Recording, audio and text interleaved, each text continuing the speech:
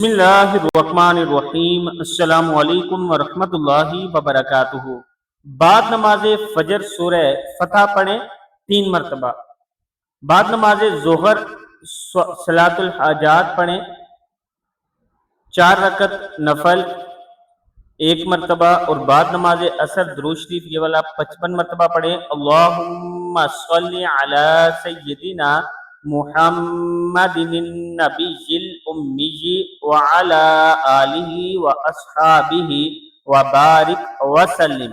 بعد نماز مغرب آپ کرب و پریشانی سے بچنے کے لیے یہ دعا پڑھیں، لا الہ الا انت سبحانک انی کنت من الظالمین، لا الہ الا انت سبحانک انی کنت من الظالمین۔